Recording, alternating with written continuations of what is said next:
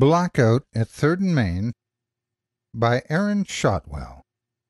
Performed by Otis Jiry.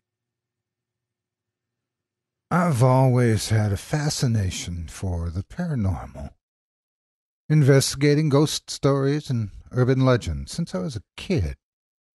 If I ever heard a story that included the words, "They say if you go there at midnight," that I was there at midnight, waiting for a genuine encounter. In hindsight, I wish I hadn't. If you chase a shadow long enough, you're bound to find the caster. Trust me when I say this, you don't want to know. Yeah, I know that's how these stories usually begin. Please don't read this, or I don't care if you believe me. It piques your curiosity, keeps you reading. Well, I'm warning you now, and I want you to listen carefully. You don't want to know. Keep your thrills vicarious. Stay behind your computer monitor where it's safe. You're better off wondering and guessing, because curiosity without discretion is a dangerous thing. I'm going to tell you how I learned it the hard way, and I hope it will keep most of you from meddling too much for your own good. You don't want to find yourself living like me. I'm not even sure I can call it living anymore.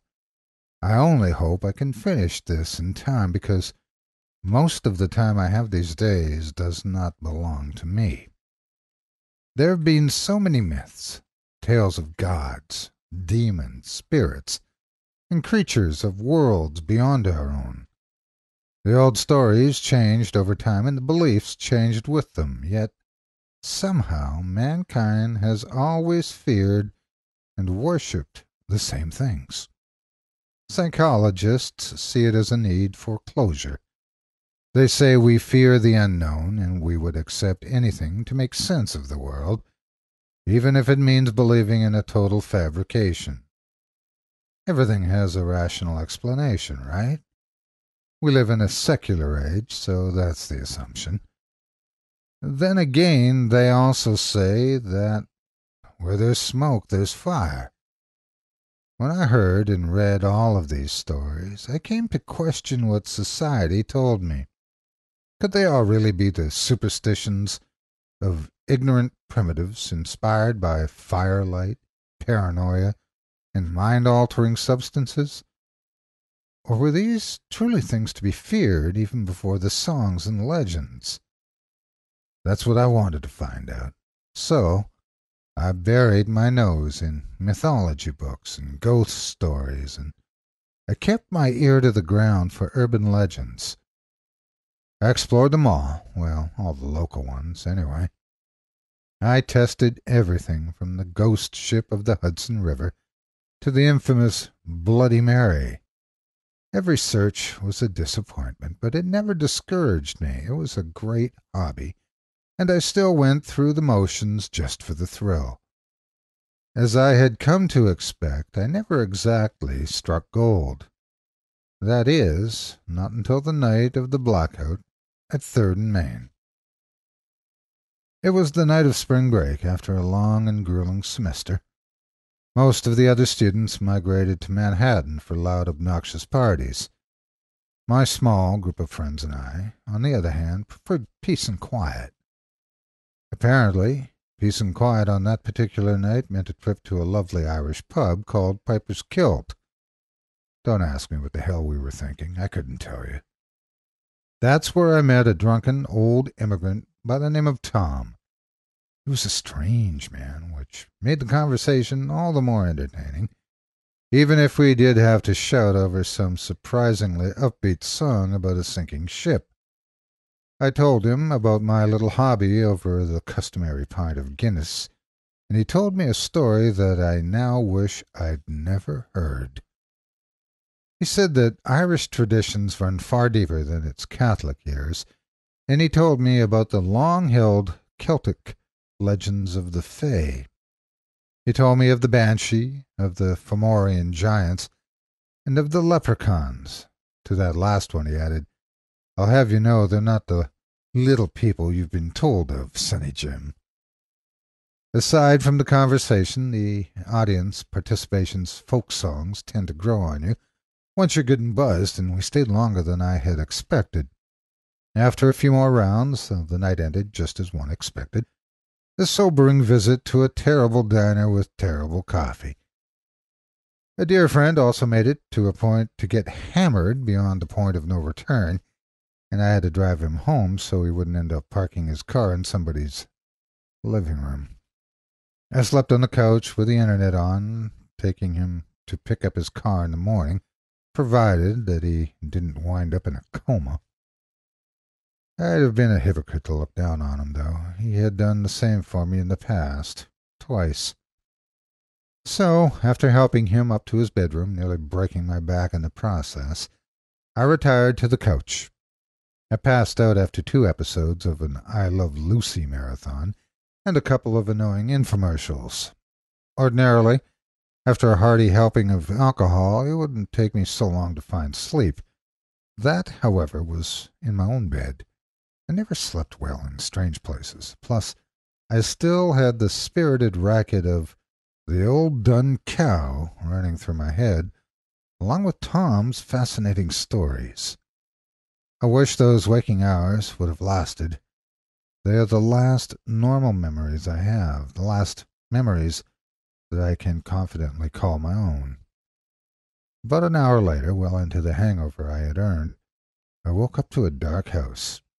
Every standby light in every electronic device turned black, including the clocks. I peered through the window behind me, lifted one of the blinds, and stared out across the street. Every porch light had died at some point in the night, and I couldn't see much of anything. I figured a storm must have rolled overhead and killed the power on the block. I'd slept through louder things on nights like that, after all. I was ready to write it off and go back to sleep, but then I looked at my watch. However long before, it had stopped at exactly midnight. Old Tom's final story came to mind. The old believers called him the Black Gambler, he told me. Temper and tricksters of the fey folk. The greedy for wealth and power bartered with him for their souls, called him on the darkest midnight hour, and he came as a dark man at the crossroads. It could have been a coincidence, sure. Most people probably would have ignored it. I, however, had a tendency to dismiss reason in favor of whimsy. It came with the territory. If ever there was a time to test the myth, I wouldn't have found one better. Of course, I had no expectations, as usual. I would take 5 minutes of my time to humor the old man, another 2 or 3 to take a much-needed leak and head back to bed. With that plan in mind, I stepped through the front door and into the night. My first thought was that my previous assumption was wrong. I could smell no rainfall, could feel no moisture on the air, and there were no puddles or wet spots. There had been no storm.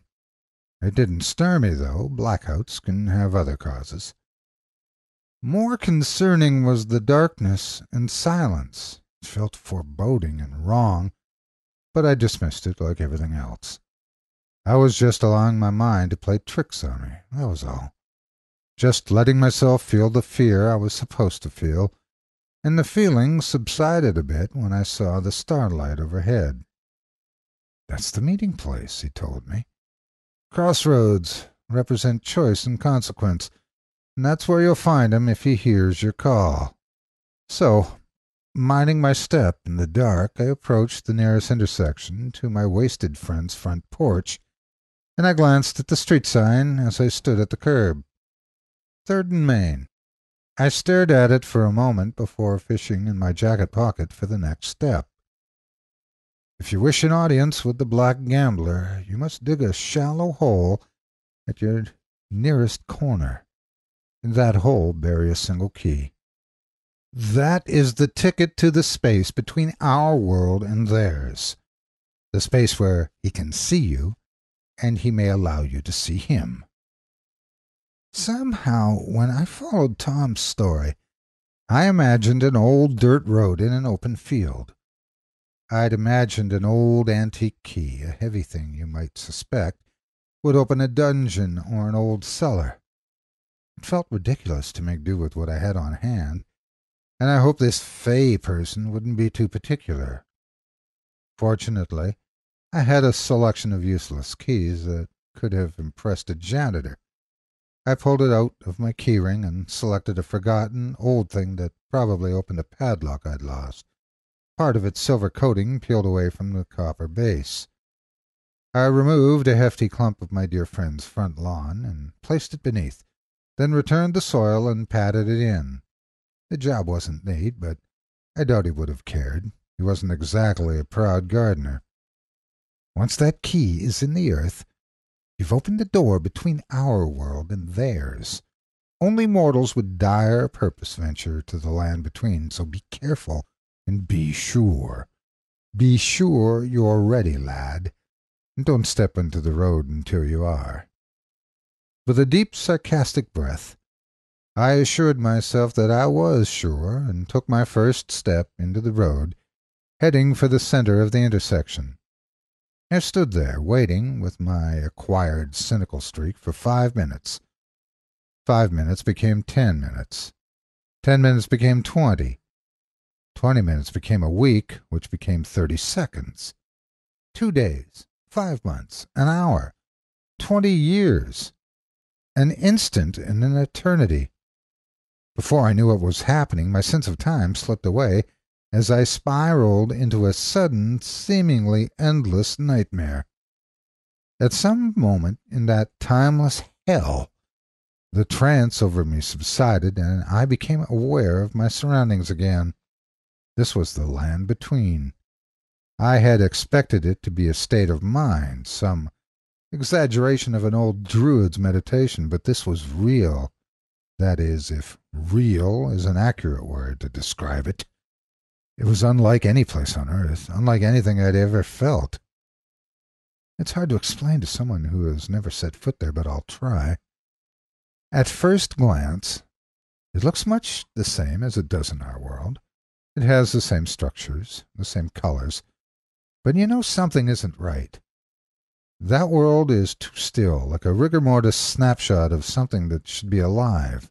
There's no wind, no breath of life. It's a world not meant for us, and if you come into it deaf and dumb, you feel no heat or cold against your skin. You don't feel the ground beneath your feet, not even the movements of your own body. It's like an unending tomb, a world of stone, where you feel nothing and float aimlessly in complete silence. Listen for a voice, lad. That's him talking. You'll know it when you hear it. He sees you. That's when your test begins. Of course I'd know it when I heard it. It would be the only thing I could possibly hear. Sure enough, I did. It was faint, almost not there at all, but I heard it. Under any other circumstances, I doubt I would have called it a voice. No human lips were forming those syllables, and that deep groan was not a sound from human vocal cords. Nevertheless, it was speaking to me. I can't tell you what it said, if anything at all. It was just an acknowledgment of some sort, maybe even a greeting. It terrified me. You will first meet with a great beast, a thing of nightmares, and it'll know you better than you know yourself. You will face it, and you will face all of your fears, all of the things that ever struck your heart cold, all of the things that ever haunted your dreams. But don't run, he warned me. You must not run. To do so will break the right, and to break the right is to insult the gambler. You don't want to insult him, Sonny Jim. I can promise you that. Whatever robbed me of my senses began to return them ever so slowly, or perhaps they returned on their own out of some overpowering instinctive necessity. Whatever the case, I would receive the beast with every primal sense fully alert, and I felt its rumbling steps beneath my feet as it approached.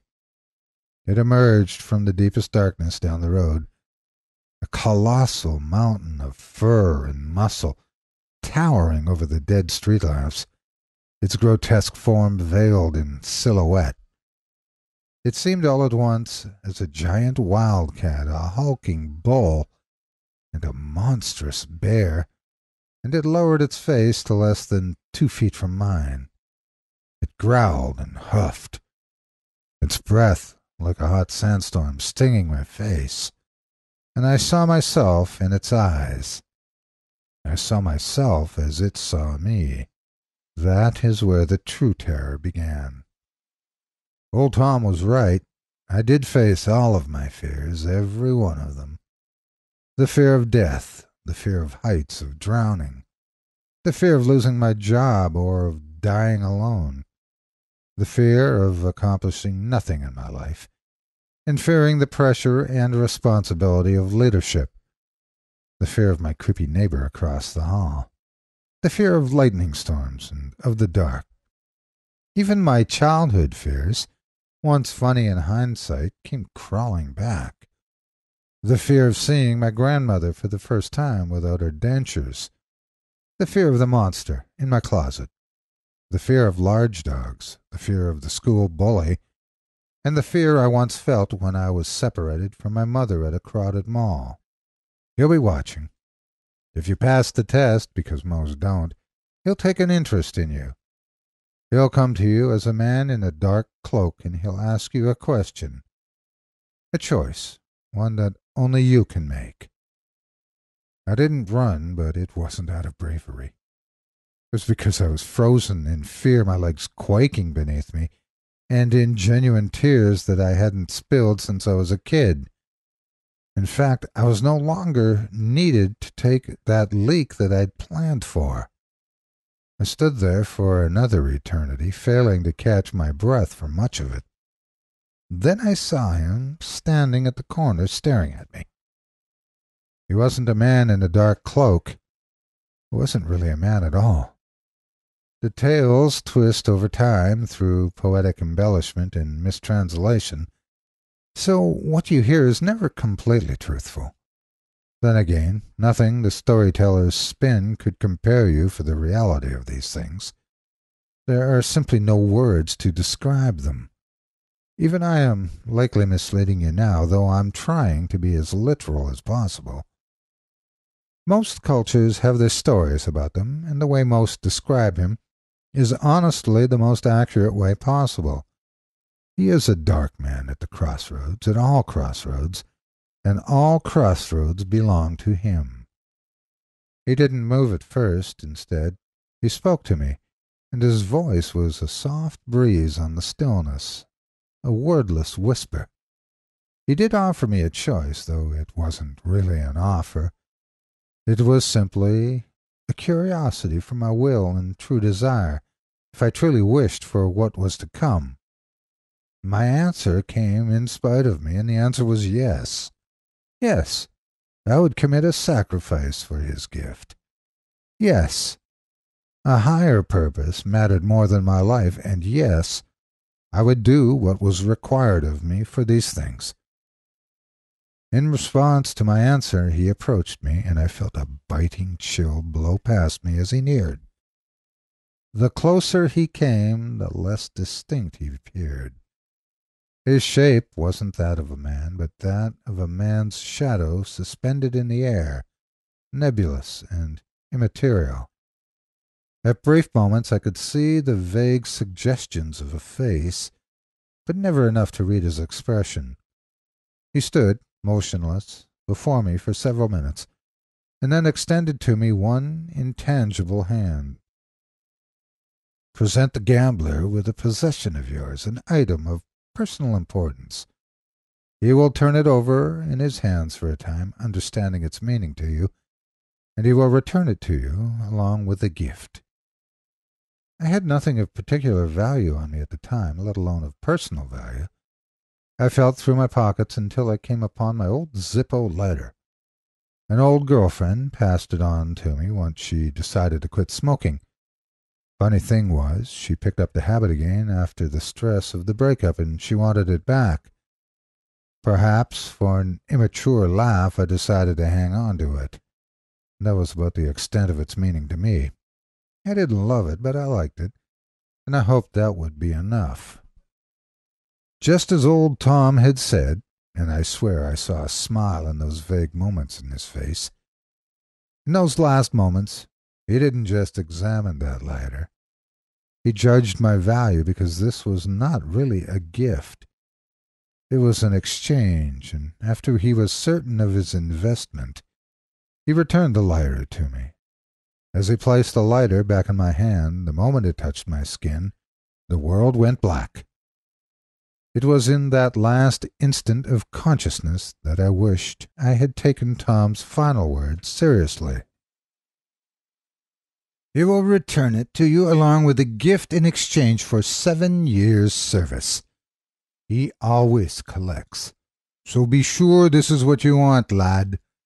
Be sure that it's worth your life, because you now belong to him." Since then, my life has been one of hazy nightmares, amnesia, and moments of clarity. I have gone to sleep at night, waking some days later in a sewer tunnel completely naked and holding, mysteriously, still warm, bloody masses in my hands. I have blacked out in mid-conversation, waking to see a television news report about a massive fire, and the arsonist fit my description. I have faint memories of places I don't recognize, people I've never met, and even places that shouldn't exist. I have torrential dreams of the land between, standing at my master's side like a pet on a leash. The next time I saw Jack, the friend I drove home that night, it was at the doorstep of his family's home with his wife and 2 children. He looked well, even fit. When I knew him, he was a sloppy, overweight bachelor and had no luck with the women. He'd also worn a ponytail in those days, and now he was balding. He hadn't seen me in years, that everyone assumed I was dead. I begged for his help, and the next thing I knew, I awoke in a dark alley somewhere. I was covered in bruises and cuts, and I was holding Jack's bloody wallet in my right hand. I don't know how long it has been, but I have had terrible realization.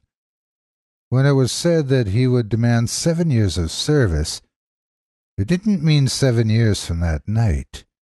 It meant 7 years in total. I'm a slave, and I can be spirited away at any moment. Sometimes I'll be fine for months. Sometimes I'll have my life back on track, assuming that the nightmare is over, but he always calls for me again. I haven't even had the time to learn of what gift he had given me. Like many before me, I am ensnared in his wealth. Until my debt is paid in full, I am his unwitting puppet. I may never be free. This is the last time I will say it. Stay behind your computer monitor or book where it's safe. You don't want to know. It's just not worth it. Convince yourself that these things aren't true and keep your curiosity in check. Force yourself to lose interest. Find a new hobby if you can. If not for your sake, then for mine. I've already found the blood of too many meddlers on my hands, as it is. Thank you so much for taking time out of your day to listen to this story in its entirety. If you enjoy what you hear and what I do and would like to support me and my efforts, visit my Patreon page at patreon.com/Otis Jiry. If you haven't yet, please hit the like button and subscribe today, and share this video with everyone on your social media. It helps more than you could ever imagine. If you'd like to see a particular story narrated, including one you may have written yourself, send it to submissions@otisjiry.com and I'll take a look. If you're interested in more of my work in the horror genre, you can also find me at Chilling Tales for Dark Nights on their website and YouTube channel, and on Chilling Tales, the podcast now available on iTunes. Again, thank you for listening and have a great day. God bless you.